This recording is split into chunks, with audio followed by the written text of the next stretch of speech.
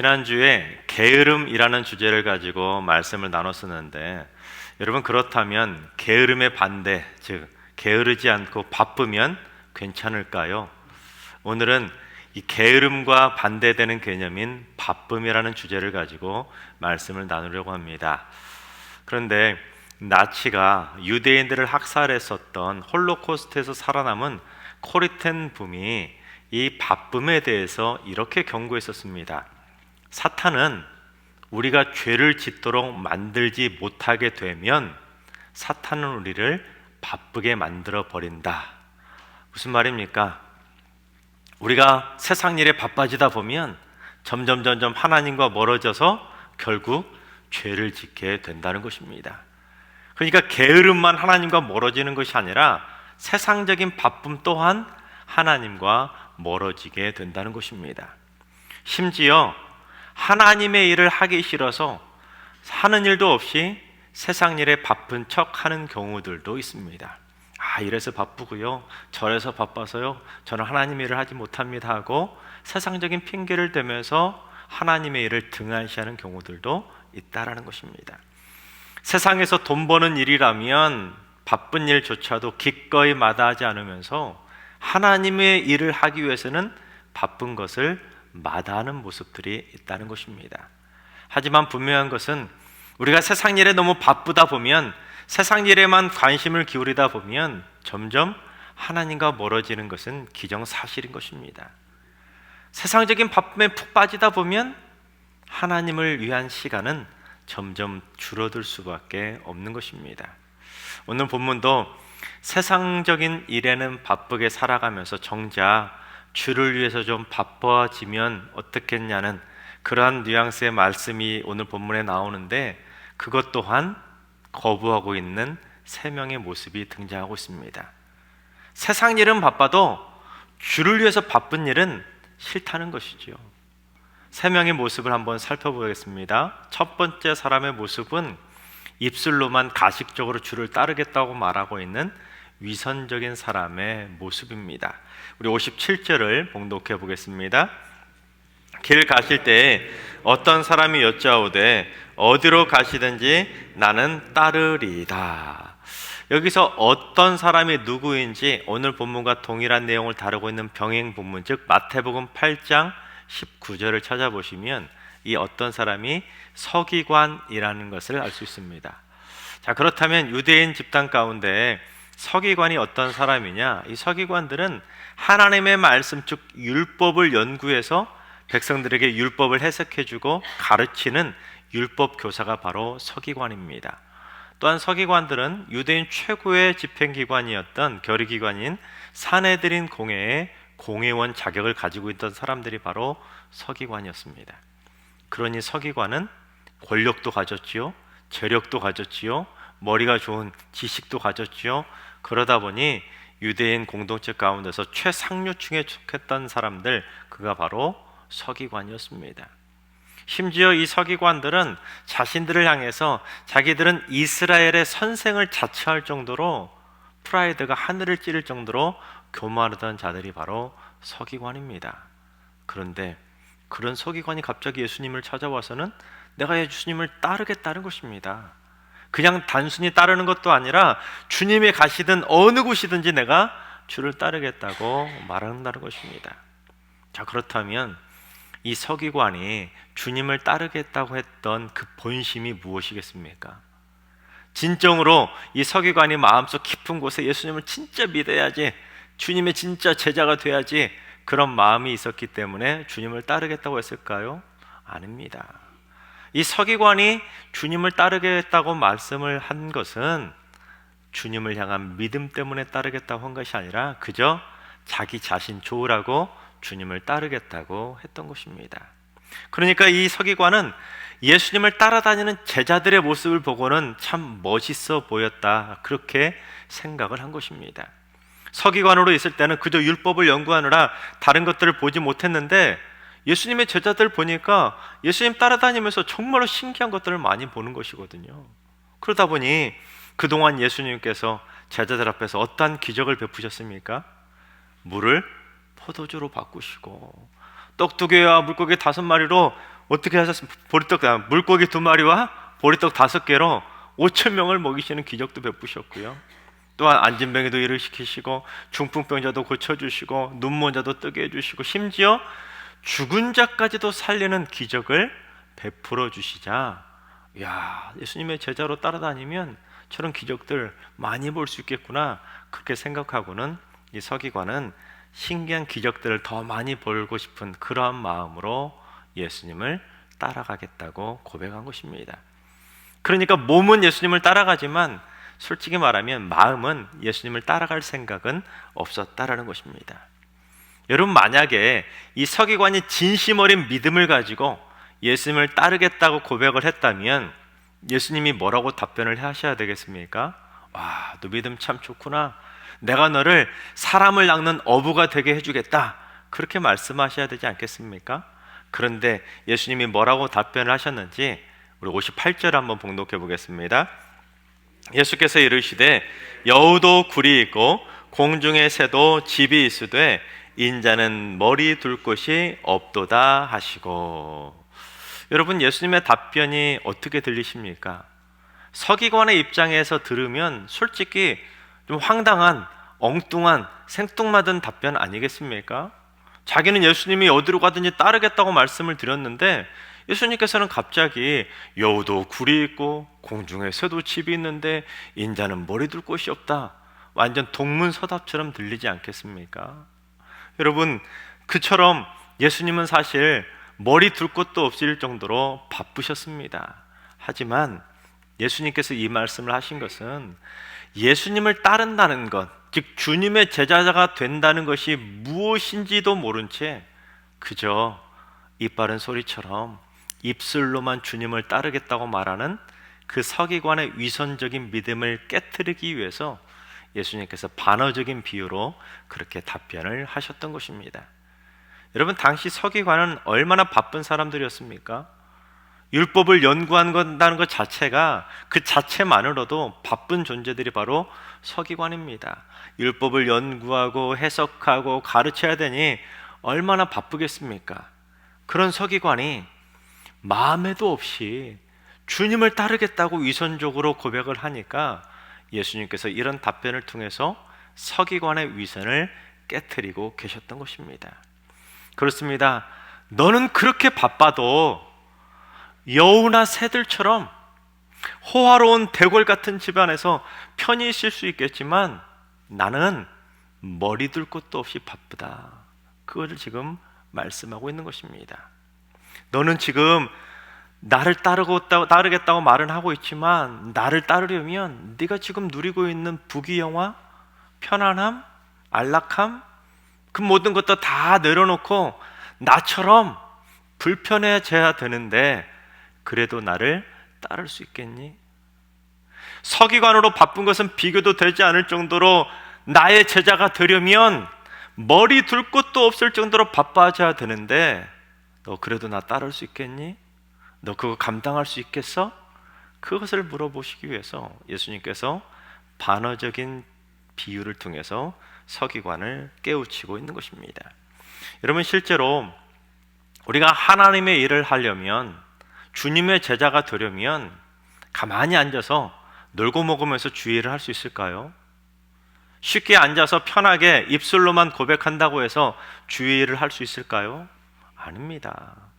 우리가 하나님의 일을 온전히 하려면 때로는 주일뿐 아니라 주중에도 나와서 열심히 주를 위한 생각을 하면서 내 땀을 투자해야 되고 시간을 투자해야 되고 때로는 물질도 투자해 가면서 열심히 주님처럼 머리 둘 것 없이 바쁠 정도로 헌신해야 그것이 하나님의 제자가 되는 주님의 일이 된다는 것입니다. 하지만 온갖 부귀영화를 누리고 세상 일에는 그렇게 바쁘게 살아가면서 정작 입술로만 주를 따르겠다고 말하고 있는 그 위선적인 서기관의 가식적인 믿음을 깨우치기 위해서 주님께서 이러한 반어적인 비유를 통해서 그 서기관의 마음을 한방 팍 하고 먹이신 거나 마찬가지라는 것입니다. 그러니 이 가식적인 마음으로 주님께 고백했던 이 서기관은 주님의 답변을 듣고 분명히 주님을 따르겠다는 그 마음을 접었을 것입니다. 이제 곧 뒤에 다루게 될 2명의 사람들도 역시 주님을 따르지 않았을 것입니다. 여러분, 만약에 오늘 본문에 나오는 3명이 예수님을 진짜 따랐다면 오늘 본문이 62절로 끝나는데 63절이 딱 붙어가지고는 63절에 이 3사람이 주님을 온전히 따랐더라, 그런 말씀이 붙어야 되는데 그런 말씀이 안 붙었다는 것은 오늘 본문에 등장하는 3명 모두 예수님을 따르겠다고 말은 하지만 예수님을 따르지 않았다라는 것입니다. 하나님께서 사랑하시는 여러분, 우리도 절대로 이 서기관처럼 입술로만 주님을 따르겠다고, 입술로만 헌신하겠다고, 입술로만 주님의 제자가 되겠다고 말하는 위선적인 믿음이 되지 않기를 바랍니다. 또한 세상 일에만 바쁜 것이 아니라 하나님 나라를 위해서도 기꺼이 바빠질 수 있는 주님의 착하고 충성된 종들이 다 되시기를 주님의 이름으로 축원합니다. 다음으로 2번째 사람은 세상 일에 푹 빠져서 영이 죽어버린 사람의 모습입니다. 우리 59절을 봉독합니다. 또 다른 사람에게 나를 따르라 하시니 그가 이르되 나로 먼저 가서 내 아버지를 장사하게 허락하옵소서. 예수님께서 2번째 사람에게는 나를 따라오라 그렇게 말씀하시니까 갑자기 2번째 사람이 뭐라고 합니까? 내가 아버지 장례를 치르도록 허락해달라는 것입니다. 여러분, 자, 그렇다면 생각해 보세요.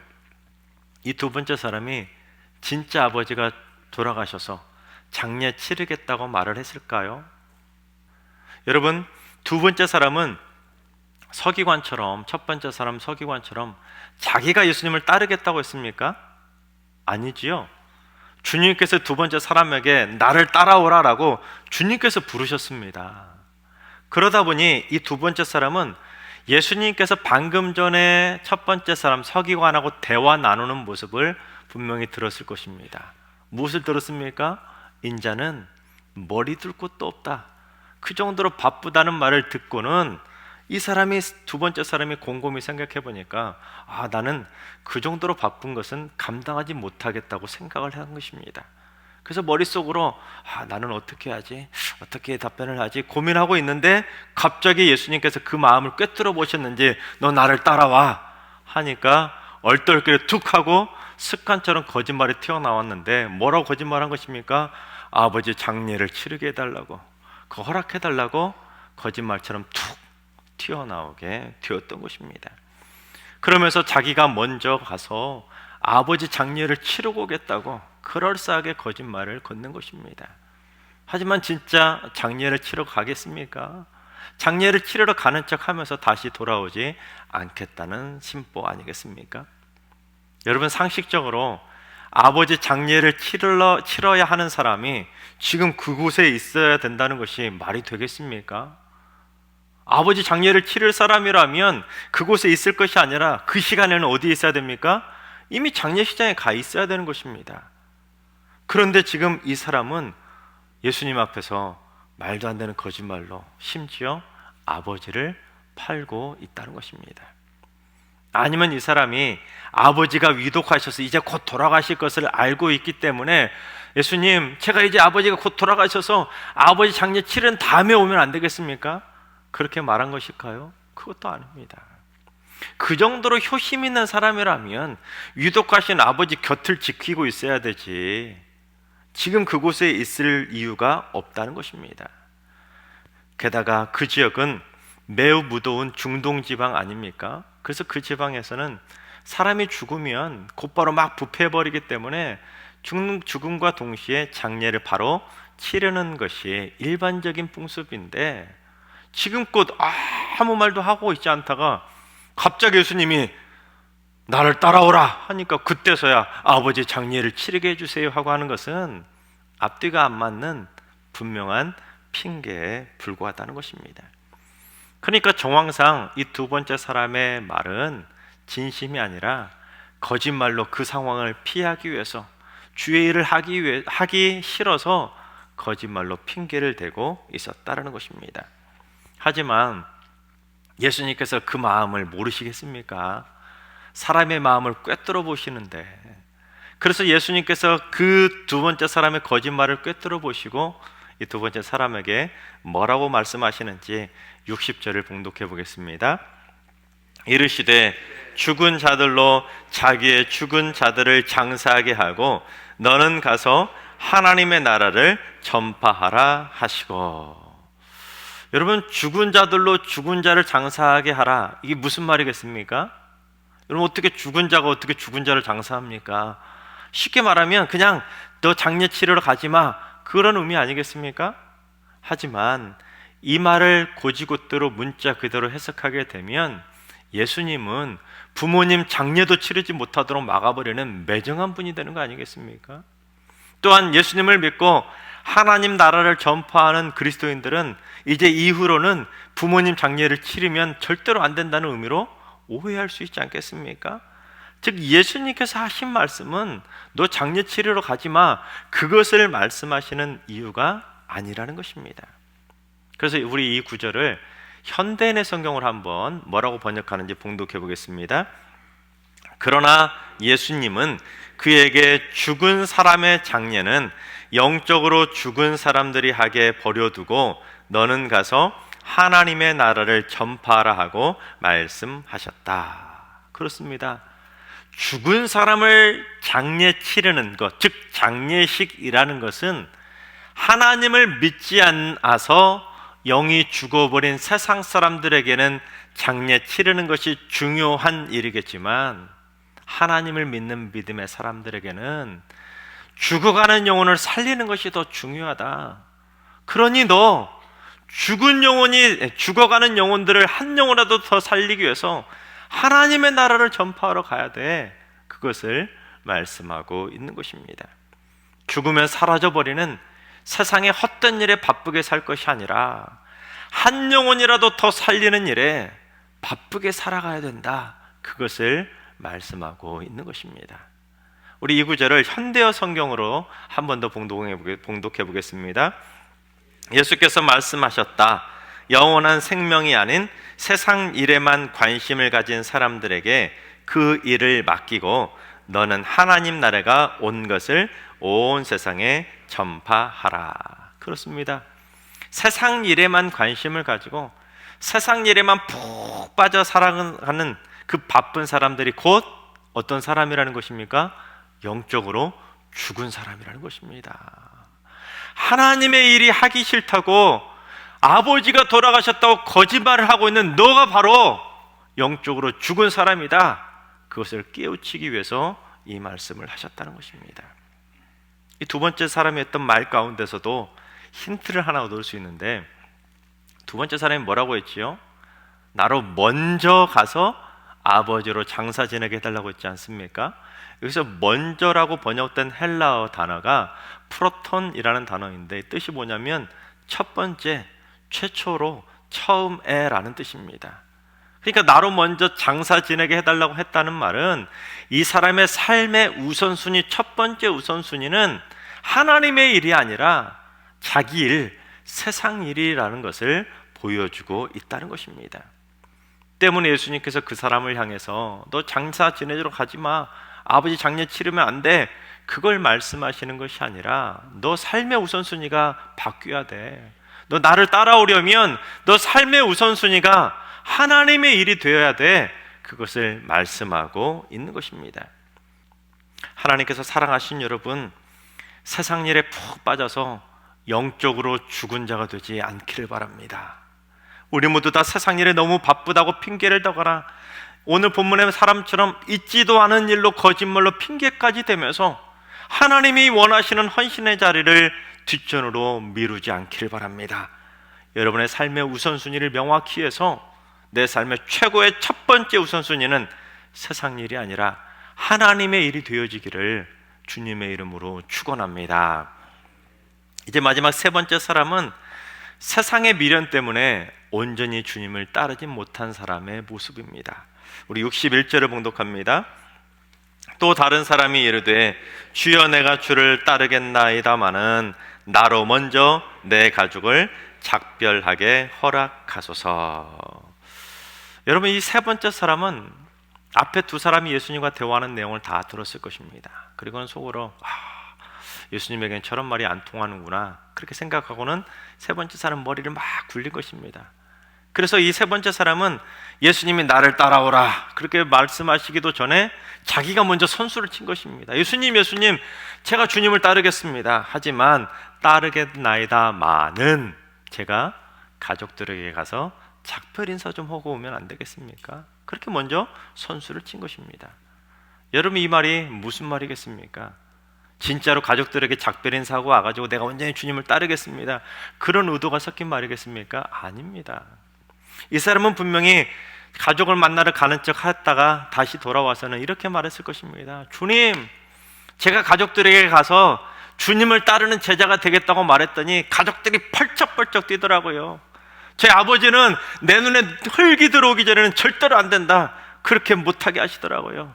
그래서 제 가족들 때문에 주님 못 따르겠어요, 그렇게 분명히 말을 한다라는 것입니다. 그래서 세 번째 사람이 이렇게 어설프게 핑계를 대는데 주님이 모르시겠습니까? 당연히 아시죠. 그래서 예수님께서 그 세 번째 사람을 향해 뭐라고 말씀하셨는지 62절을 봉독합니다. 예수께서 이르시되 손에 쟁기를 잡고 뒤를 돌아보는 자는 하나님의 나라에 합당하지 아니하니라 하시니라. 여러분, 손에 쟁기를 잡았다는 것은 무엇을 말하겠습니까? 이 사람이 그래도 하나님의 나라의 일을 하겠다고 쟁기를 붙잡기는 붙잡았다라는 것입니다. 하지만 머리 둘 곳도 없을 정도로 바쁜 그러한 헌신의 삶, 제자의 삶, 그것은 못하겠다는 것입니다. 그러니 하나님의 말씀을 전하겠다고 복음의 쟁기를 붙잡았으면서도 이 세 번째 사람처럼 자꾸 뒤를 돌아보면서 세상에 미련을 두며 살아가고 있는 것입니다. 여러분, 밭을 갈기 위해서 쟁기를 붙잡았으면 어떻게 해야 됩니까? 쟁기를 꽉 붙잡고 앞만 보며 갈아야 되는 것입니다. 하지만 쟁기를 붙잡고 뒤를 돌아보고 하면 어떻게 되겠습니까?